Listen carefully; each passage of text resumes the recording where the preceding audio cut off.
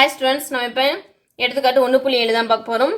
எஃப்ங்கிற சார்பு எப்படி இருக்குதுன்னா எக்ஸ் டு ஒய், எக்ஸ்லேருந்து ஒய்க்கு இருக்குது என்ற உறவானது f of x equal to x square minus 2 என வரையறுக்கப்படுகிறது.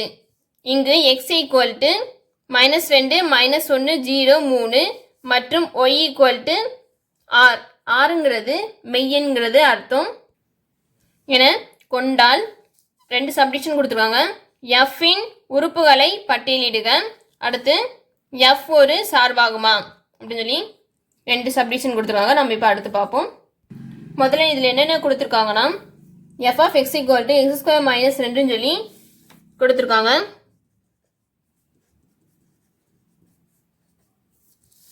அடுத்து எக்ஸ் வந்து எப்படி இருக்கும்னா -2 -1 0 3ன்னு சொல்லி கொடுத்துருக்காங்க. ஒய் எப்படி இருக்கணும்னா அதாவது ரியல் எண் மெய்யெண்கள்னு சொல்லி கொடுத்துருக்காங்க. இதில் உறவு எப்படி இருக்குன்னா எஃப் எக்ஸ்லேருந்து ஒய்க்கு போகிற மாதிரி இருக்குது. F of x equal to x square minus 2ன்னு சொல்லியிருக்காங்க. இப்போ எஃப்பின் உறுப்புகளை பட்டியலிடுகன்னு சொல்லியிருக்காங்க. அப்போனா இது எக்ஸ் ஈக்குவல்ட்டுன்னு சொல்லியிருக்கல, -2 -1 0 3 இது எல்லாமே இந்த எக்ஸ் பதில் பிரதியிடணும். F of x equal to x square minus 2ன்னு இருந்திருக்கு. இப்போ எஃப் ஆஃப் -2 அப்படின்னு போட்டோம்னா எக்ஸ் இருக்க இடத்துல -2ன்னு சொல்லி போட்டணும். எங்கெங்கே எக்ஸ் இருக்குது? இங்கே இருக்குது. -2 ஹோல் ஸ்கொயர் -2 அதை அப்படியே எழுதிக்கணும் பின்னாடி இருக்கிறத. ஈக்குவல் டு -2 ஸ்கொயர் பண்ணோம்னா 2 × 2 4 -2 மைனஸ் ப்ளஸ்ன்னு ஆகும்.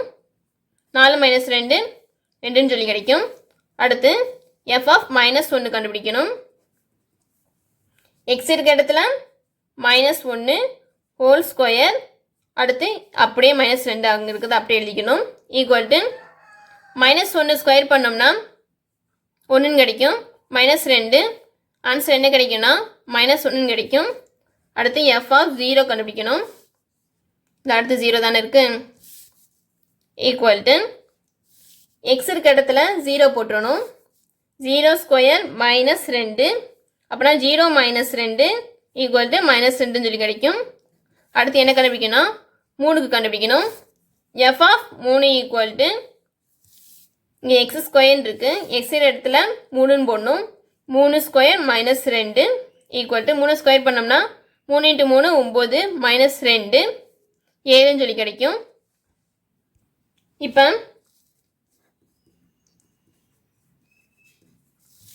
எஃப்பின் உறுப்புகளை பட்டியலிடுகன்னு சொல்லியிருக்காங்களா. எஃப் ஆஃப் -2க்கு என்ன கிடைச்சது? 2 கிடைச்சது. அடுத்து எஃப் ஆஃப் -1க்கு என்ன கிடைச்சது?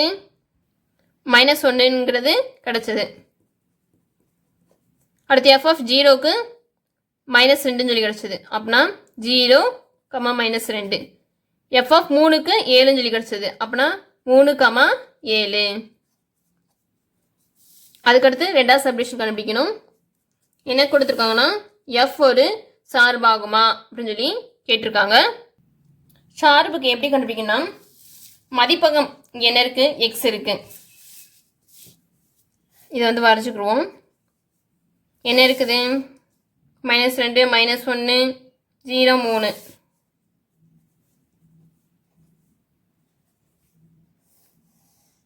துணை மதிப்பகம் ஒய்ன்னு சொல்லியிருக்காங்க. அதாவது மெய்யெண் சொல்லியிருக்காங்க. மெய்யெண்கள்லாம் மைனஸ் இருக்க எண்கள் எல்லாமே இருக்கும்.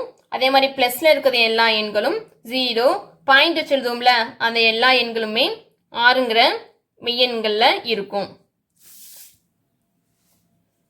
இப்போ நம்மளுக்கு எது இருக்குதுன்னா 2 இருக்குது, -1 இருக்குது, -2 இருக்குது, 7 இருக்குது. இதை மட்டும் நம்ம எழுதிக்கிறோம். இதை மட்டும் எழுதிக்கிறோம் இப்போதைக்கு. இங்கே எழுதியிருக்கோம்ல -2 2 மேப் ஆகிருக்கு. அதை அப்படியே நம்ம இங்கே குறிச்சுக்கணும். இதுக்கடுத்து போகும் எண்கள் வந்து எப்படி இருக்கலாம்னா 9 இருக்கலாம், 10 இருக்கலாம், 11 இருக்கலாம், அப்படியே போய்கிட்டே இருக்கும்.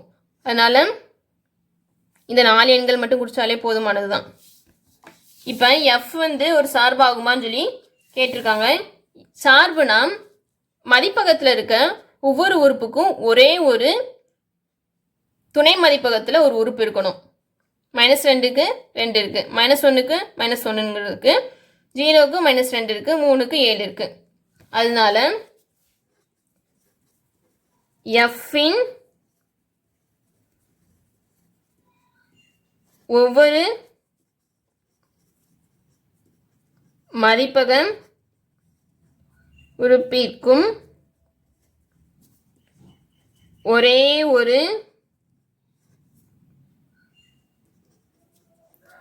நிரல் உரு உள்ளதை காணலாம்.